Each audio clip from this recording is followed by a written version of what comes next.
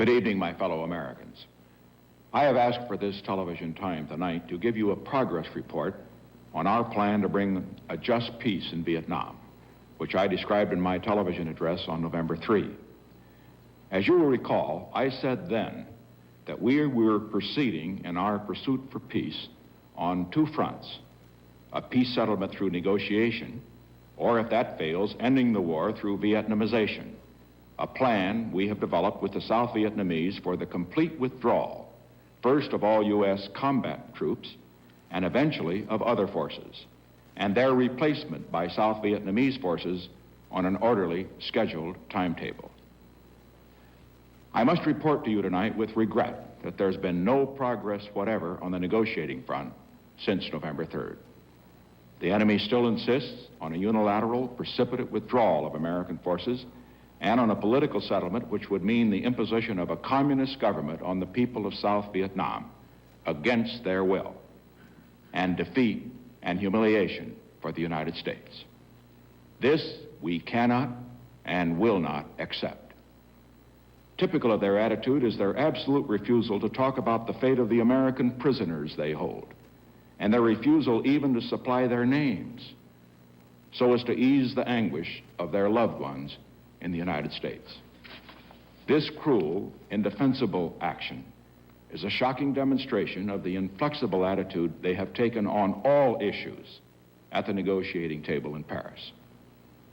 But despite their attitude, we shall continue to participate in the Paris talks and to seek a negotiated peace, one which is fair to North Vietnam, fair to the United States, but most important, fair to the people of South Vietnam. Because as I've indicated, anything is negotiable except the right of the people of South Vietnam to determine their own fate. As you know, Ambassador Lodge has had to leave his assignment in Paris because of personal reasons. I have designated Philip Habib, one of our most experienced Foreign Service officers, who has been participating in the negotiations for over 18 months, as the acting head of our delegation with the personal rank of ambassador. He has been given full authority to discuss any proposal that will contribute to a just peace. Let me turn now to the progress of our plan for Vietnamization and our troop withdrawal program. When I announced this program in June, I said that the rate of withdrawal would depend on three criteria: progress in the Paris negotiations, progress in the training of South Vietnamese forces, and the level of enemy activity. Now, while there's been no progress on the negotiating front, I have a much more favorable report to give you tonight with regard to the training of South Vietnamese forces. First, let me share with you how I reached this conclusion.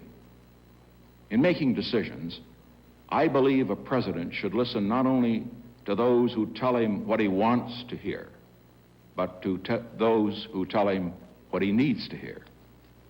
It is most important to get independent judgments from individuals who are expert on the factors to be considered, but who are not directly involved in the operations themselves.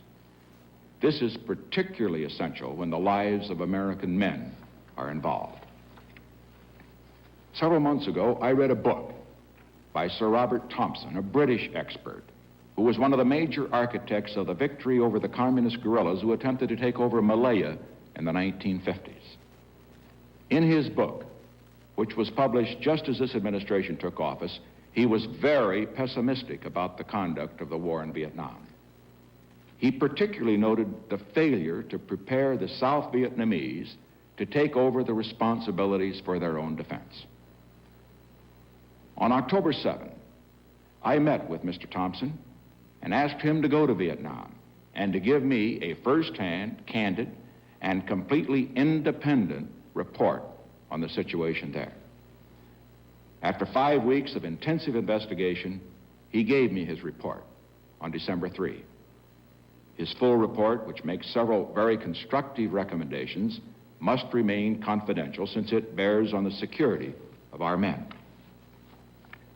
But let me read to you from his summary of his findings. I was very impressed by the improvement in the military and political situation in Vietnam as compared with all previous visits, and especially in the security situation both in Saigon and the rural areas. A winning position in the sense of obtaining a just peace, whether negotiated or not, and of maintaining an independent, non-communist South Vietnam has been achieved, but we are not yet through. We are in a psychological period where the greatest need is confidence. A steady application of the do-it-yourself concept with continuing U.S. support in the background will increase the confidence already shown by many South Vietnamese leaders.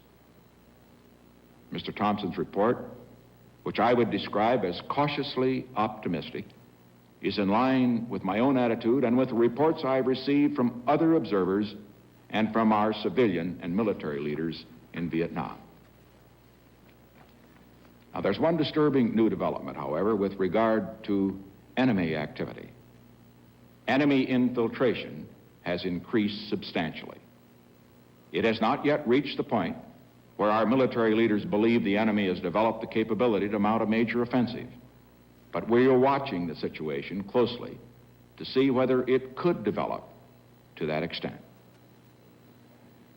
And now for the decision.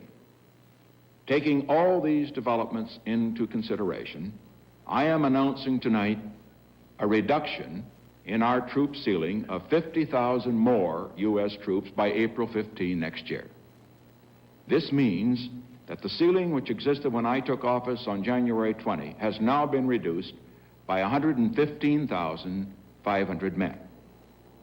This reduction has been made with the approval of the government of South Vietnam and in consultation with the nations, other nations, which have combat forces in Vietnam. Now, there's some who believe that to continue our withdrawals at a time when enemy infiltration is increasing is a risk we should not take. However, I have consistently said we must take risks for peace. And in that connection, let me remind the leaders in Hanoi that if infiltration and the level of enemy activity increases while we are reducing our forces, they also will be running a risk. I repeat the statement I made in my speech on November 3. Hanoi could make no greater mistake than to assume that an increase in violence will be to its advantage. If I conclude that increased enemy action jeopardizes our remaining forces in Vietnam, I shall not hesitate to take strong and effective measures to deal with that situation. This reduction in our forces is another orderly step in our plan for peace in Vietnam. It marks further progress toward turning over the defense of South Vietnam to the South Vietnamese. And it is another clear sign of our readiness to bring an end to the war and to achieve a just peace. Before concluding this report, I wish to express my appreciation to the great number of people from all over this nation who have indicated their support for our program for a just peace since my speech on November 3rd. This support was particularly underlined by the action of the House of Representatives and the Congress, in which a majority of both Democrats and Republicans voted overwhelmingly, 334 to 55, for a resolution supporting the plan for peace which I announced on November 3rd.